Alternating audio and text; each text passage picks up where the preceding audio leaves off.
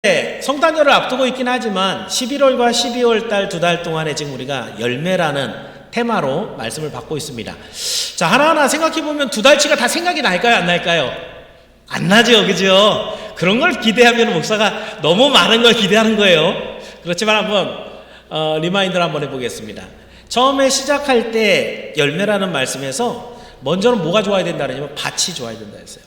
옥토밭이 되지 않으면 열매를 기대할 수가 없는데, 이런 여러 가지 밭, 길가밭, 돌짝밭, 그리고 가시밭, 그리고 나서 옥토밭이 되었을 때 30배, 60배, 100배 결실을 이룰 수 있다. 첫 번째 주. 두 번째 주에는요, 그런데 이 열매를 맺게 하는 게 하나님이 맺게 하시지만 우리도 뭐 해야 된다 그래요? 열심히 같이 협동을 해야 된다. 바울은 씨를 뿌렸고 아볼로는 물 주는데 자라게 하시는 분은 하나님이지만 우리는 각각 한 일들로 인해서 하나님 앞에 상을 받는다. 그 열매에 대해서 하나님이 상을 주신다. 이게 두 번째 주였고요. 자, 세 번째 주는 추수감사주일이었습니다. 그죠? 추수감사주일 때는 가인과 아벨의 제사를 갖고 얘기를 했어요. 어떻게 가인의 제사는 하나님 안 받았으니까 아벨의 제사를 왜 하나님 받았느냐? 그 열매를 어떤 걸 드렸냐 하면 자기 기쁨으로 풍성하게 그 하나님 앞에 드렸더니 그게 뭐든지 관계없이 하나님 앞에 기쁨과 감사함으로 풍성하게 드리는 것을, 그 열매를 하나님은 받으신다라고 했고요. 그 다음 주는 무슨 날이었냐면 새생명 전도 축제, 전도 대회였거든요. 그죠? 그날에는 무슨 얘기를 했냐면은 이렇게 자란 열매가 마지막 날에는 알곡들은 묶어갖고 하나님의 천국 곳간에, 그리고 쭉정이 가라지들은 묶어갖고 불에 태워서 살라버린다 라는 얘기를 하면서 오직 그 열매가 있는 사람만이 하나님의 나라에 들어간다 라는 얘기를 11월 때까지 했습니다. 기억이 조금씩 나나요? 예, 잊어버릴만 할 때 한 번씩. 자, 그리고 12월 달 들어와서 3주가 지나는 동안에 내내 무슨 얘기했죠? 성령의 9가지 열매를 3개씩 끊어서, 그래서 그걸 제가 지난주에 묶어주기를 첫 번째 했던 3가지는 사랑에 관련해서, 그죠? 두 번째는 소망에 관련해서, 세 번째는 믿음에 관련해서, 지난주에 얘기했던 것이 충성과 온유와 절제, 이 3가지가 하나님께서 기뻐하는 성령의 열매다라는 얘기까지 드렸습니다. 자, 이제 2주 남았죠, 그죠? 열매에 대해서는 아직도 할 얘기가 엄청 많이 남아 있습니다. 이제는 무슨 얘기를 해야 되냐면, 그럼 이런 열매를 이제 쭉 설명까지 했으니까 어떻게 해야 되겠어요? 열매를 거둬야 되겠죠, 그죠? 여러분이 열매를 얻어야 되는데 어떻게 살아야 이런 열매를 맺을 것인가 라는 이야기를 여러분과 나눌 겁니다. 자, 이제 여러분이 보고 있는 이 산상수훈 7장의 내용은 5, 6, 7장이 예수님이 산에서 가르쳐 주신 산상수훈이라고 복음서 중에서도 핵심 부분입니다. 그 중에서도 7장, 지금 여러분이 보시는 이 13절부터 27절까지는 산상수훈의 결론이에요. 그러니까 제가 얼마 전에 박사 논문을 마무리했는데 결론을 제일 마지막에 썼거든요. 본론을 쓰고 서론을 쓰고, 원래는 서론 쓰고 본론 써야 되는데 본론 쓰고 서론을 쓰고 결론을 써요. 근데 결론에다 뭘 써야 되겠어요? 앞에 있었던 모든 내용들이 다 들어가야 돼요. 포괄해야 됩니다. 그리고 한마디로 딱 설명해갖고 아 맞아 그 얘기 했었지, 이거 생각나게 해줘야 돼요. 그렇다고 한다면 산상수훈에서 5장부터 내용 되게 많거든요. 5, 6, 7장 넘어가면서 이 7장 마지막의 결론 부분은 산상수훈에서 주님이 주시는 교훈을 전부 다 집약하는 그런 내용들로 딱 써져야 되는 거예요. 근데 거기에 내용들을 여러분 한번 보세요. 여러분 눈으로 따라옵니다. 자, 7장 13절부터 14절 쭉 보니까 무슨 얘기냐면 넓은 길, 좁은 길 얘기하고 있어요. 그죠? 15절부터 20절까지 쭉 길게 했는데 다 무슨 얘기냐면 좋은 나무, 나쁜 나무, 요 나무 얘기하고 있어요. 21절부터 23절까지 보면 여긴 좋은 제자, 참된 제자와 거짓 제자 얘기를 합니다. 24절부터 27절은 지혜로운 건축자하고 어리석은 건축자 얘기를 합니다. 그러니까 뭔가 좀 새로운 그런 얘기들이 나오는 것이 아니라 이게 굉장히 대조적이고 대치가 되는 두 단어를 사용해서 요거하고 요거 둘 중에 하나야. 중간은 없습니다. 성경에서 중간은 없어요. 어정쩡한 건 없다는 거예요. 확실하게 예수를 믿고 구원을 받든지, 아정쩡하거나 아니면 안 믿어서 천국에서 제외가 되든지, 하나님의 말씀은 이렇게 다 2가지밖에 없어요. 자, 그랬을 때 이 4번이나 반복하면서 주님이 여러분에게 하고 싶은 말씀은 뭐예요?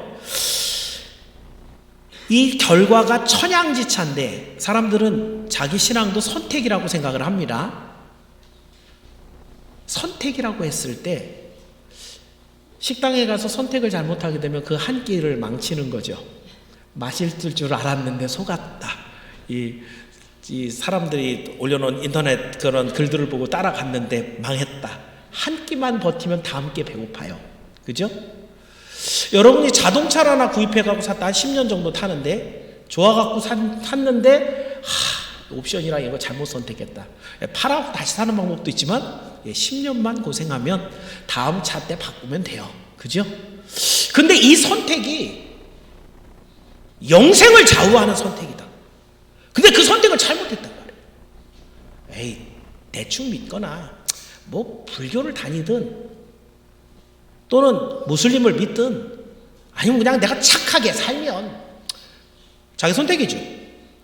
그 선택에 대한 결과가 어마어마한 차이를 나타낸다고 한다면 그 선택에 대해서는 굉장히 여러분 신중할 필요가 있습니다. 차를 하나 사는 거 굉장히 신중하게 선택하잖아요. 집을 하나 산다고 하면 신중하게 선택을 하잖아요. 그런데 여러분의 구원의 길에 향방이 달려있는 영원한 영생인지 아니면 영원한 지옥과 벌인지 여기에 향방이 달려있는 선택을 하는데 굉장히 아무렇지도 않게 너는 예수 믿어, 난 안 믿을 거야 라고 하는 그 선택이 얼마나 자신에게 무책임한 선택이냐 이거죠.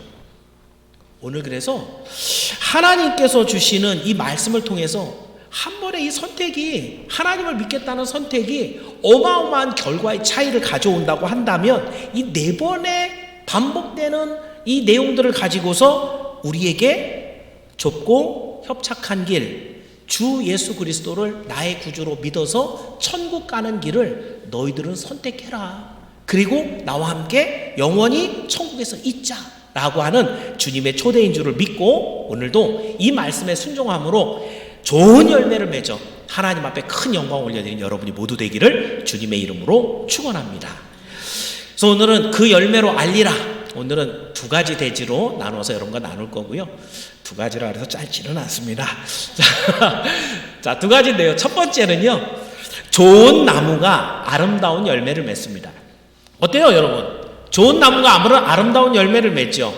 오늘 얘기를 하다 보면 아름다운 나무를 맺는 나무가 좋은 열매, 아름다운 열매를 맺는 나무가 좋은 나무입니다. 이 두 가지는 필요 충분 조건이에요. 좋은 나무라면 좋은 열매를 맺고요. 좋은 열매를 맺었다 그러면 좋은 나무가 맞아요. 이 둘을 다 만족시켜야 됩니다. 자, 예수님이 16절에 이렇게 말씀하십니다. 16절 다시 한 번만 읽어볼까요? 16절 시작.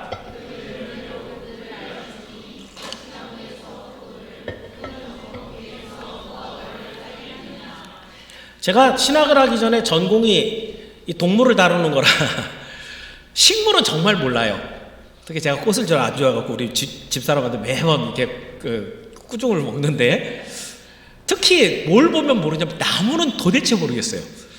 어디 가서 이게 식물원 같은데 자주 가지도 않지만 가면은 표막들이 다 있잖아요. 무슨 나무라고. 그 나무가 그 나무가 다음번에 오면 또 물어봐요 제가. 근데 아무리 봐도 모르겠어요.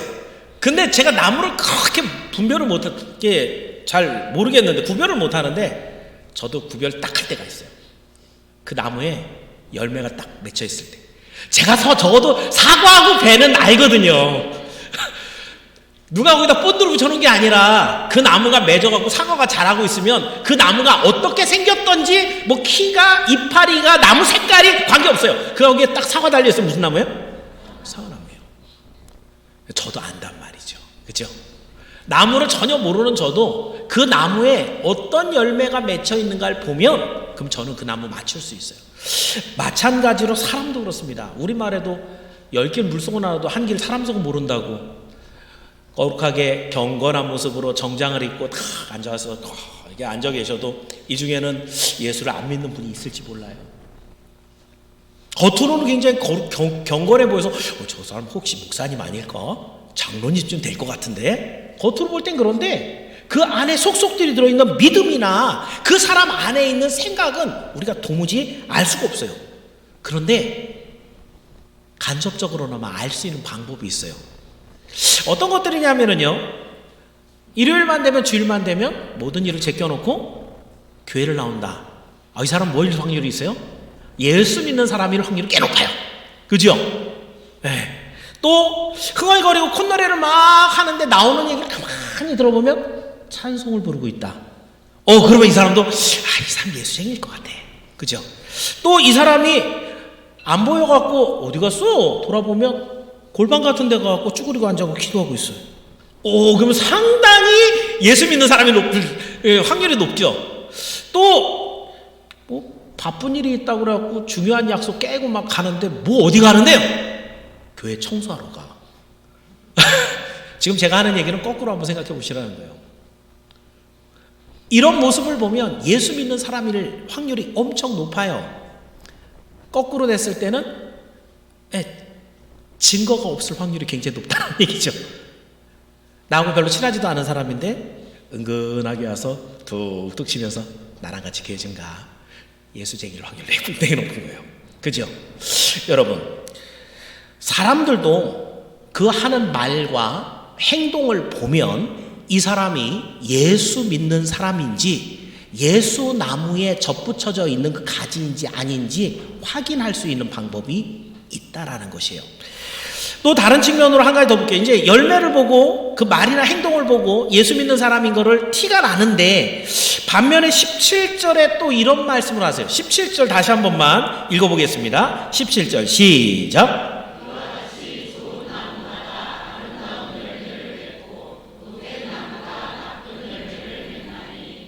이것도 여러분 굉장히 진리죠. 여기에 말씀한 것처럼 좋은 나무마다 아름다운 열매를 맺고 나쁜 나무는 열매를 맺지 못한다. 우리 여기 정원에 보면은 윤미자 권사님 없어서 얘기합니다. 감나무가 하나 있습니다. 되게 이쁘게 자랐어요, 자라기는. 근데 올해 제가 거기서 대봉 열리는 감나무거든요. 열매가 하나 열렸습니다. 그나마도 늦가을 돼갖고 이게 떨어져 갖고요. 우리 사모님이 그거를 주워갖고 애지중지 먹었는지 안 먹었는지 제가 지금 기억이 잘 안 나는데, 제가 감도 잘 안 좋아해갖고. 근데 그거를 떨어진 걸 주워갖고 이렇게 익혀야지 또 이게 연시가 되고 먹잖아요. 아주 애지중지 그 하나 열었다고. 생기긴 잘생겼거든요. 그리고 거기에 또 이렇게 가지치기도 해주고 그래요. 우리 저기 장로님 이렇게 집사님들이 다 해준단 말이에요. 이쁘게 잘 가꾸는데 솔직하게 말하면 제 좋은 나무예요, 나쁜 나무예요? 기분 나빠도 어쩔 수 없어요. 그죠? 열매를 얼마큼 맺으니까. 저희 어머니가 괴산에 살다가 청주로 이사를 갔는데, 괴산에 살 때 굉장히 시골이었거든요. 거기에 복숭아 나무가 3그루가 있었어요.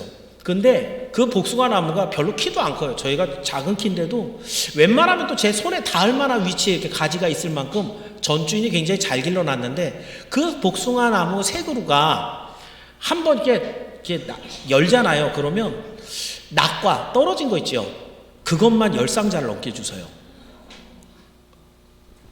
그러니까 우리 아이들이 어렸을 때 그걸 먹는데 너무 달고 맛있으니까 어머니가 그 집을 팔고 청주로 이사를 가는데 뭐가 아까워요? 나무 3그루가 아까워. 좋은 나무는 그 나무가 볼품이 없어요. 옆으로 이렇게 퍼져갖고 어떤 거 이렇게 찌그러져 있고 이런데, 근데 그 나무는 생긴 거하고 관계없이 그 주인이 뭐라 그래요? 이 나무 진짜 좋은 나무야. 뭘 보고요? 열매를 보고. 보기에는 왜소하고 가지와 잎이 볼품이 없어도 시기만 되면 탐스러운 과일이 주렁주렁 열린다고 한다면 그 나무는 분명히 좋은 나무입니다. 이 말씀은 단순히 여러분이 이 세상을 살면서 좋은 열매를 맺는 농부가 되라고 하는 그런 말씀만은 아닙니다. 왜냐하면 여기에 있는 사용된 단어들을 한번 보면은요, 좋은이라는 아가도스, 못된이라고는 포네로스, 또 아름다운이라는 칼로스. 이 칼로스라는 단어는 좋은이라고도 표현하는데 여기 본문에서 아름답다라고 표현을 했어요. 또 나쁜이라고는 이 사프로스. 이 단어들은 전부 다 뭐한테 쓴 단어냐면 사람의 인품을 평가할 때 쓰는 단어예요. 어떤 과일이나 집이나 물체의 좋고 나쁨 이런 걸 평가하는 것뿐만 아니라 그 사람이 그 사람 인격 괜찮아, 좋은 사람이야 라고 평가할 때 똑같이 사용하는 그 단어가 이 지금 나무의 열매에 사용되고 있다는 얘기죠.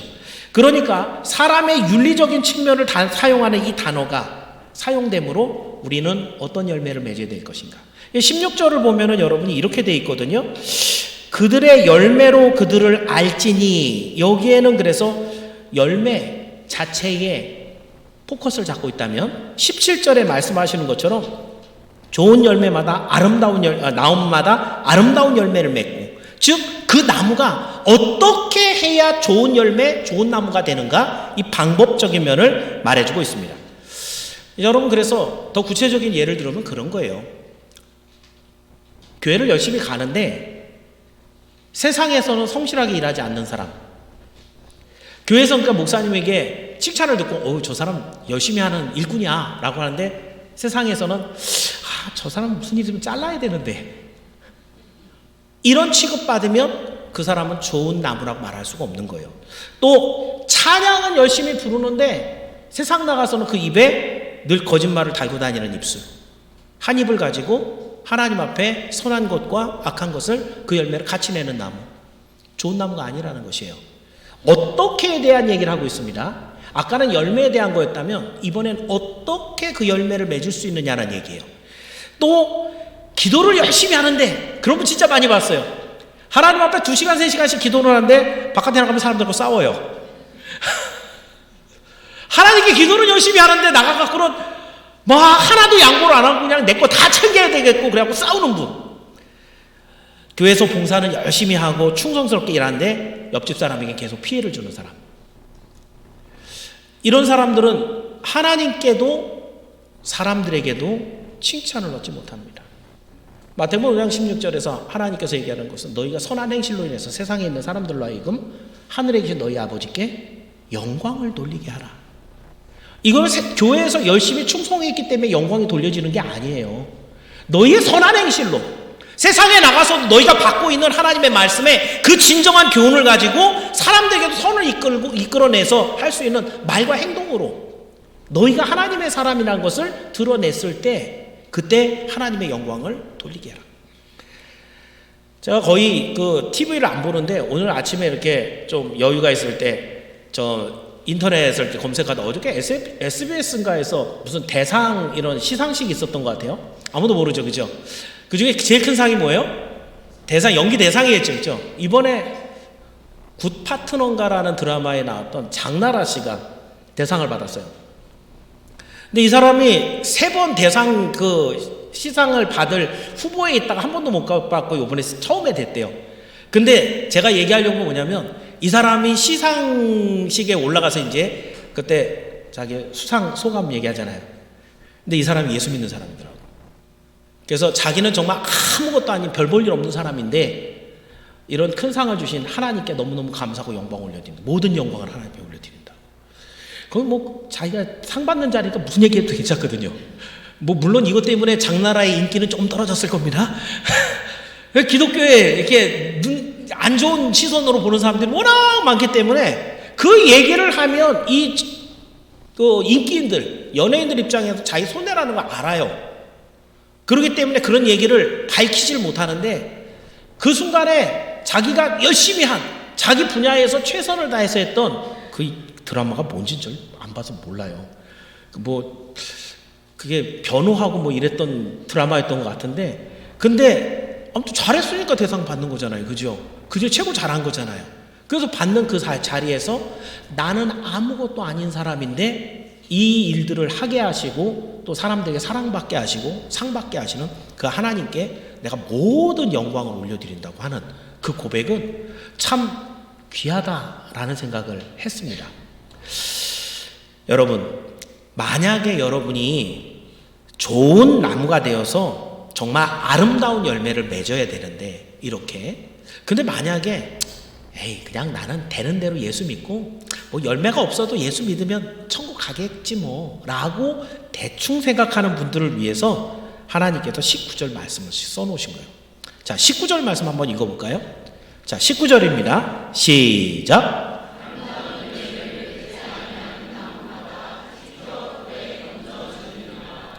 자, 이렇게 얘기하고 들으니까 무섭죠? 아름다운 열매를 안 맺으면 어떡한다고요? 그 나무를 찍어갖고 불에 던져 사는데요. 그냥 나무만 없어지는 게 아니라 이게 무슨 의미예요? 심판의 날 주님이 너 지옥 가! 라고 해서 던져놓는다는 거죠. 이 나무니까 무슨 열매를 맺어야 되는 건 알았다는 얘기예요. 무슨 말씀인지 아시겠어요? 예수를 모르는 사람이 아니었다는 거예요. 열매를 뭘 맺어야 되는지 모르는 사람이 아니었다는 거예요. 그런데 그 열매가 아름다운 열매가 아니었다는 거예요. 좋은 열매가 아니었다는 거예요. 그랬을 때 하나님은 굉장히 까다롭게, 예수님이 하신 말씀이에요. 제가 율법주의자 아닙니다. 예수님이 하신 말씀 그대로 얘기한다면 못된 열매도 있다고요. 그런데 아름다운 열매를 맺지 아니하는 가지는 잘라서 불태운다 그랬어요. 그럼 우리가 조금 신경을 써야 되지 않을까요? 사실은 16절에 말씀한 것처럼 그들의 열매로 그들을 알지니, 이 말씀은 내가 열매를 갖고 분별하겠다는 것이거든요. 열매가 증거가 된다라는 것이에요.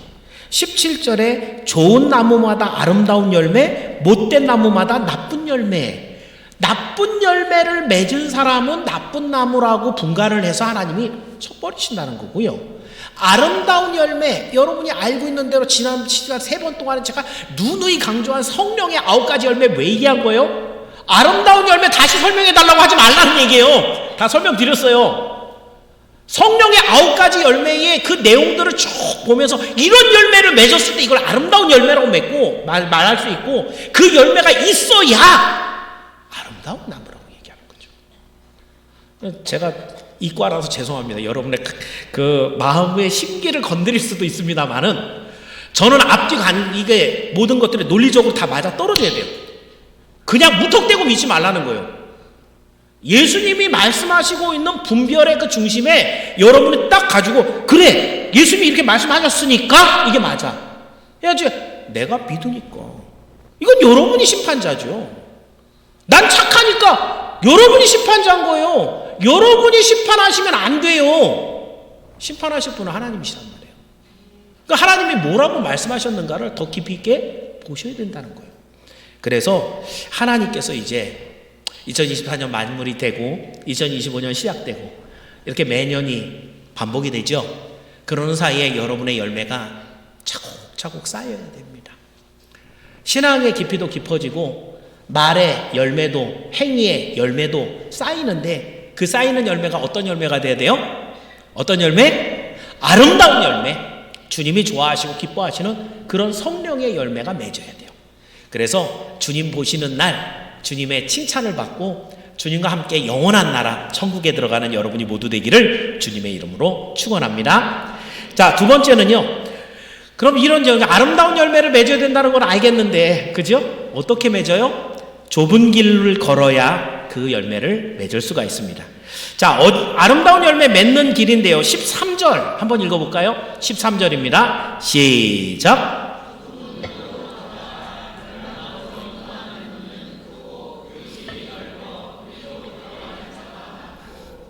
자, 그러니까 멸망으로 가는 넓은 길은 지금 중요한 게 아니에요. 우리 그 길을 가면 안 되니까, 그죠? 어딜 가야 돼요? 좁은 문으로 들어가라 그랬는데, 좁은 문으로 들어간 다음에 14절은 또 이렇게 얘기해요. 14절도 읽어봅니다. 시작.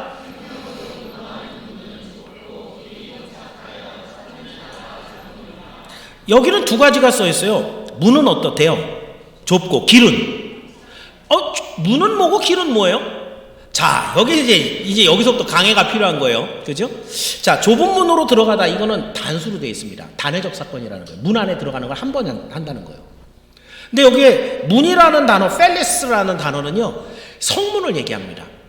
그러니까 여러분, 성이 있으면 거기에 돌로 이렇게 쫙 돼 있잖아요.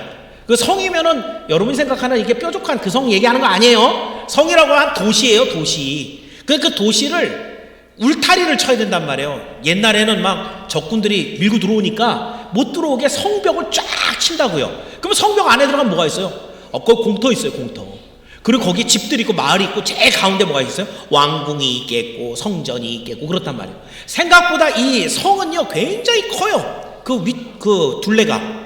그런데 그럼 그 큰 도시 성읍 안에 들어갈 때 성전 문은 커야 되겠어요? 작아야 되겠어요? 그죠? 거기에 뭐가 들어갈 줄 알고요. 그죠? 요즘에 우리 가전제품들이 커지다 보니까 지난번에 냉장고인가 뭐 하나를 우리 교회 저기에 들어오는 냉장고, 우리 업소용 냉장고를 갖고 들어오는데 우리 문들이 다 규격 사이즈거든요. 90cm인가 뭐 1m인가 그래요. 근데 냉장고로 안 들어가는 거예요. 그러니까 보통 여러분 어떻게 넣으세요? 알아서들 넣는 것 같아. 되게 어렵게 넣어요. 제가 옆에 다 있었거든요. 첫 번째 문을 띄어요. 어떤 문을? 조그만 문, 요만큼 틈이라도 더 내기 위해서 문짝을 띄어요. 그 다음에도 안 들어가요. 그럼 이번에 뭘 띄어요? 냉장고 문을 띄어요. 와, 그러니까 냉장고 나올 때 문 빠지니까 딱 하는데 그게 딱 들어오는 사이즈예요. 그러니까 들어와서는 문 달고 끝. 문이 커야 돼요. 그죠? 문이 작으면 못 들어옵니다. 네, 여러분, 예수 탄생교회라고 저 베들레헴에 있는 교회가 있어요. 이제 그거는 이제 로마 시대에 지어진 교회 중에 하나고요. 예수 탄생교회니까 예수님이 태어난 자리를 보존했겠지요. 그죠? 근데 그 교회의 가장 큰 특징이 뭐냐면 뭐가 작아요? 문이 작아요. 특히 낮아요. 그러니까 제가 키가 작은데 저도 그냥 못 들어가요. 이게 수그려야 돼요. 수그린다는 얘기는 이 앞에로 절하면서 들어가야 된다는, 겸손한 자만이 들어갈 수 있다는 그런 표현으로 그 문을 그렇게 작게 만들었어요. 그 안에 냉장고 들어갈까요? 안 들어갈까요? 다 분해야 될 거예요. 그죠? 완전 분해하지 않으면 그거 못 들어갈 거예요. 그런데 지금 성경에서 하나님께서 무슨 말씀했냐면 그 문이 성으로 들어가는 문인데도 불구하고 그 문이 작아요. 그럼 거기 들어가는 게 편하겠어요? 불편하겠어요? 특히나 거기 들어갈 때 나 하나 들어가는 것도 쉽지 않게 들어가는데 잔뜩 부피가 큰 것 갖고 들어갈 수 있어요? 없어요? 이걸 여러분 생각을 해보세요. 이 무슨 말을 하고 있는 거예요 지금? 우리 집안에 냉장고 들어와야 돼요? 그 얘기하는 거 아니죠? 이 성은 주님이 약속하신 구원의 성이에요. 그 구원의 성에 들어가는 건 이례적 사건이라 그랬어요. 근데 그 성에 들어가는 문이 작아요. 그래서 세상의 것, 부피가 큰 것, 내가 사랑하는 것, 이런 걸 다 갖고 들어갈 수가 없다라는 것을 상징적으로 말씀하고 있는 거예요. 이처럼 예수님을 믿기로 결단하는 것 자체가 다 포기해야지 들어가는 거거든요. 그렇죠? 들어가는 것 자체가 쉬운 일이 아니에요. 근데 여러분 들어가면은 무조건 되는 것도 아니에요. 왜냐하면 그 다음 내용이 뭐냐면은 그 문은 좁고 그 다음 뭐예요? 길은 협착하대요. 길이 이 협착한데 제 스승 목사님이 그 길에 대해서 이렇게 강해를 해주시면서 뭐라 하냐면 그 길이 좁은데 만약에 여러분이 길이 좁다라는 거는 어때요? 산길이다 라고 하면은 사람들이 많이 나면 길이 생기죠. 그죠? 많이 다니면. 그런데 옆에 이렇게 가시가 있고 이러면은 많이 옆으로 막 가서 뒤져요? 이러고 가죠? 예. 저는 그래도 걸리겠지만. 그 길에 양쪽에 가시가 있어서 먼저 간 분이 밟았던 발자국 외에는 밟으면 긁히는 거예요. 그래서 그 길은 좁아서 다른 데 눈 돌리다가는 찢어지고 상처가 나서 갈 수가 없는 길. 그게 협착한 길이다. 제 우리 스승 목사님이 주셨던 해석이었어요. 저는 그 다른 데서는 제가 주석서에서 그런 거 본 적이 없는데 그 스승 목사님이 하신 그 해석을 저는 옳다고 봅니다. 이 협착한 길은요 재미가 없어요. 앞만 보고 가야 돼요. 조금만 잘못 가면 긁혀요. 그러니 좁은 문으로 나와서 툭 터진 길이 있어갖고 마음껏 막 달려가기도 하고 놀다 갈 수도 있고 누워도 가고 이럴 수 있으면 좋은데 그렇지가 못한 거예요. 가는 길 자체가 좁아요. 그 협착한 길이니까 사람들이 가다가 말아요. 정말 그런 말씀을 주님이 어디서 했을까? 마태복음 22장 14절 말씀 한번 읽어볼게요. 마태복음 22장 14절입니다. 읽어봅니다. 시작.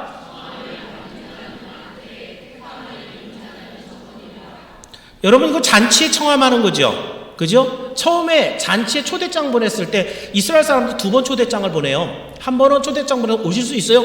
예 갈게요. 그리고 거의 임박해갖고 또 한 번 진짜 오시지요? 사람 숫자 맞춰갖고 식사 준비해야 되는데 라고 갈게요. 근데 두 번째 때 보통 무슨 일이 있었어요? 제가 소를 사갖고요, 제가 밭을 샀는데요, 제가 장가를 가서 다 못 간다 그러죠. 그 내용이거든요. 첫 번째로 간다 그랬어요, 안 간다 그랬어요? 간다 그랬거든요. 예수 믿는다 그런 거예요, 안 믿는다 그런 거예요? 믿는다 그런 거예요. 그 좁은 문 안에 들어갔어요. 갔는데 세상 것들을 다 버리지 못해갖고 어때요? 오늘 난 밭 샀어요. 나는 오늘 소를 사갖고 그 5겨리를 봐야 돼요. 아내를 얻어갖고 그 아내하고 즐거운 시간을 보내야 되는 거예요. 못 갑니다. 청함은 잘 받은 자는 많은데 정말 그 안에 들어가서 택함을 입고 좁은 길을 진짜 걸어가게 되는 그 사람은 적다. 사실은 그래서 여기 지금 선양교회 안에서 오늘 같이 예배를 드리고 있는 분들은 적어도 청함을 받은 자인 것은 믿을 것 같아요. 근데 과연 이 좁은 길을 끝까지 걸어갈 수 있는 사람이 모두가 갈 수 있을까? 이게 목사의 걱정이에요. 믿기로는 바라기는 여기 있는 분 모두가 사랑하는 분들까지 다 손을 잡고 그 좁고 협착한 길을 끝까지 걸어가게 되기를 주의 이름으로 축원합니다. 그런데 여러분, 반대의 길도 있어요. 13절 하반절인데 오늘 본문 다시 오셔서 13절을 한번 읽어볼게요. 뒷부분을 여러분이 좀 신경 써서 읽어주십시오. 시작.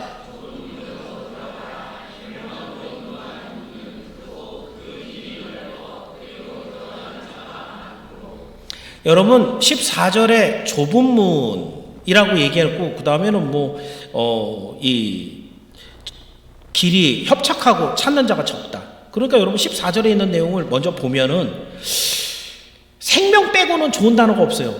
좁은 거 별로 안 좋아하시잖아요. 협착한 거 별로 안 좋죠. 가는 사람 나밖에 없어요. 나밖에 없다는 얘기는 뭐예요? 바보야 너, 아유 그 길을 가니? 모든 사람들이 나를 조롱하는 길이에요. 여기에 이 생명으로 가는 길은 다 마음에 안 드는, 좁고 협착하고 고통이 있다는 얘기죠. 그리고 적은 사람들한테 무시당하고 조롱당하는 그런 길이는 거예요. 여러분, 이 길을 누가 좋아하겠어요? 그죠? 그러니까 예수님도 거의 안 와, 이 길. 근데 여러분, 13절에 보시면은 여기에 있는 그 멸망으로 가는 넓은 길은, 그 길은 어때요? 그 길은 문이 커요. 들어가기 쉽다는 거죠. 그죠? 그 길도 넓어요. 밤내로 막 다녀야 되는 거예요. 그죠?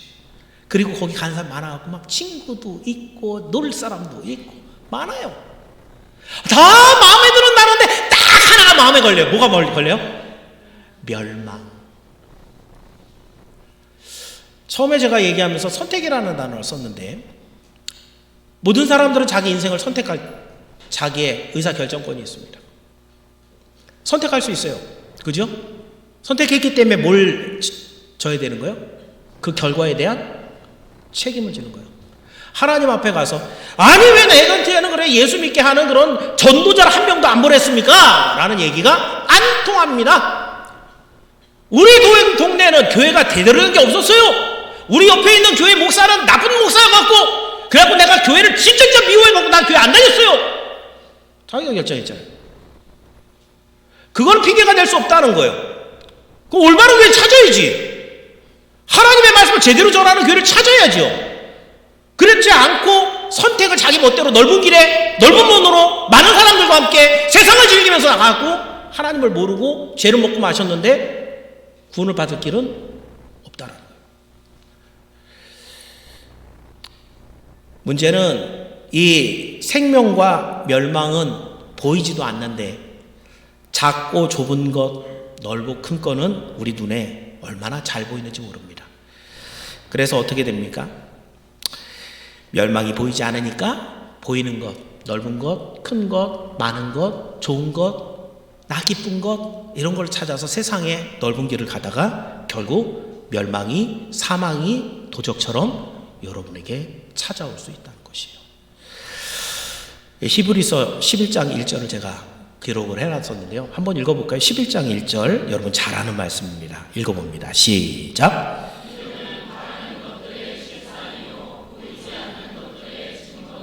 믿음은 안 보이는 것이에요. 그죠? 우리가 내 안에 있는 믿음이 안 보인다는 얘기를 하는 게 아니에요. 이 말씀은 내 믿음으로 구하고 있는 구원, 내 믿음으로 지금 지향하고 있는 천국, 이건 안 보인다는 것이에요. 그런데 내가 믿고 있기 때문에 그게 뭐라는 거예요? 바라는 모든 것들의 실상 진짜 존재하고 있는 것이라는 거예요. 그래서 믿음은 그것을 바라면서 그것을 끝까지 부여잡고 그 길을 걸어간다는 건데, 이건 약간 추상적이고 정의적인 개념인데, 이과 같은 저는 3절을 더 좋아합니다. 자, 히브리서 11장 3절은 뭐라고 기록하는지 한번 보세요. 3절 시작.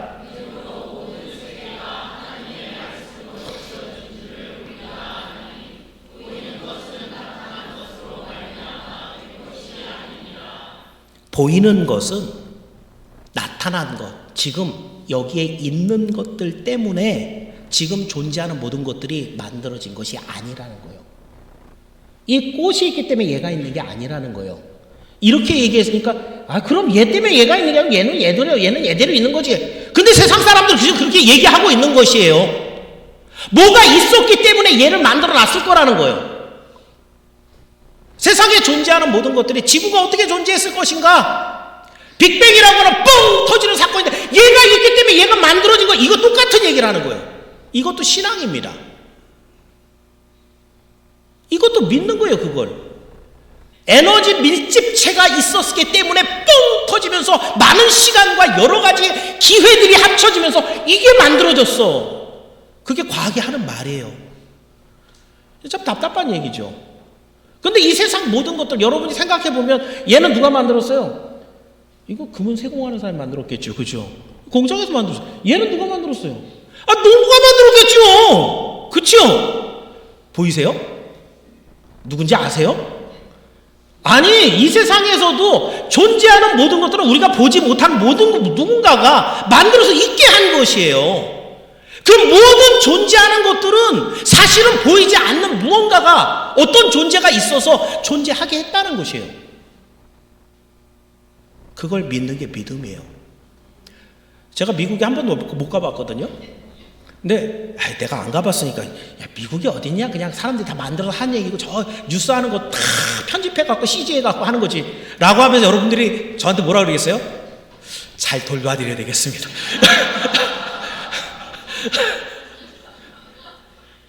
그치요? 내가 못 봤잖아요. 보이지 않거든요, 제 눈에. 존재한다고요. 마찬가지로 이 거대한 모든 세상들이 하나님이 계심으로 보이지 않는 그의 말씀이, 그의 능력이 존재하게 하셨기 때문에 우리는 이제 우리 눈에 보이는 것에 현혹되어 보이는 것만 따라가고 있는 그 일들이 얼마나 어리석고 무의미한 일인가, 이걸 여러분들이 한번 생각을 해보시라는 것이죠. 오직 믿음으로 보이지 않는 멸망을 쫓아갈 것인지 보이지 않는 생명을 쫓아갈 것인지, 내 눈에 보이기 좋은 것을 하다가 멸망을 피할 것인지, 내 눈에 힘들고 어렵지만 믿음으로 보이지 않는 것을 가지고 천국까지, 생명까지 나아갈 것인지, 이제 여러분이 선택하라는 거예요. 이게 열매라는 거예요. 여기에 열매가 맺히기 시작한다는 것입니다. 생명으로 길을 걷는 성도에게는 온통 좁은 문, 협착한 길, 고생하고 손해보고 조롱당하고 절제해야 되는 이런 길이지만, 이 길을 선택하여 걸어가는 이유는 무엇입니까? 하나님이 생명을 약속해 주셨기 때문임을 믿기를 축원합니다. 그래서 성도는 신자입니다. 성도는 믿는 사람이에요. 신자입니다. 성도가 이 좁은 길을 걸을 때 비로소 하나님께서 약속하신 성령의 아름다운 열매들을 맺는 줄을 기억하시고, 오늘도 하나님도 세상도 인정할 수밖에 없는 좁은 길을 걷고 좁은 문을 통과해서 하나님이 원하시는 열매로 여러분의 정체성을 드러내는 귀하고 복된 하나님 자녀가 되기를 축원합니다. 말씀을 정리합니다. 오늘은 다시 한번 열매에 관련해서 그 열매로 알리라 라는 말씀을 드렸습니다. 포도나무는 포도를 열고요, 그리고 좋은 나무는 아름다운 열매를 맺는 것이 당연한 것처럼 예수 그리스도께 접목되어 있는, 예수님의 나무가 되어 있는 여러분들은 성령의 열매를 탐스럽게 맺어야 된다. 이게 첫 번째 대지였습니다. 우리는 아름다운 열매를 맺는 사람이 되어야 된다. 어떻게 그 열매를 맺는 길은 바로 사람들이 택하는 넓은 길이 아니고 주님이 말씀하신 좁고 협착한 길인데 그 길의 끝에 보이진 않지만 뭐가 있다? 그 끝에 생명이 있다라는 것을 알고 믿고 그 길을 선택해 나가는 것, 이것이 좋은 열매를 맺는 방법이다 라고 했습니다. 그렇습니다. 지난 여름 굉장히 더웠죠. 어제도 우리 장로님들하고 얘기를 하면서 이번 여름 진짜 길고 더웠습니다. 근데 그 여름에 농부들이 피땀을 흘리고 일을 했을까요? 안 했을까요? 바볼까요? 더운데 나가서 일하면은 땀 많이 나고 힘들다는 거 모르고 나갔을까요? 아니죠. 왜 나갔어요? 당연히 그냥 아주 비 오듯이 막 땀을 흘리고 가서 일을 하고 들어올 텐데 그렇게 일을 했기 때문에 뭘 얻어요? 가을이 됐을 때 풍성한 추수를 얻는 것이에요. 농부는 바보가 아닙니다. 반대로 주를 위해서 눈물과 수고로 충성하는 성도는 결단코 바보가 아닙니다. 그는 하나님의 위로와 이 좁은 길 뒤에 크고 놀라운 천국을 보고 있는 사람들입니다. 우리 선양의 모든 지체들은 천국으로 들어가는 유일한 문, 우리 구주 예수 그리스도를 믿고 그 말씀에 순종해서 예수를 믿는 사람들로만 가족들이 다 구성되어 있지 않다면은 그런 얘기 한두 번씩은 다 들어보셨을 거예요.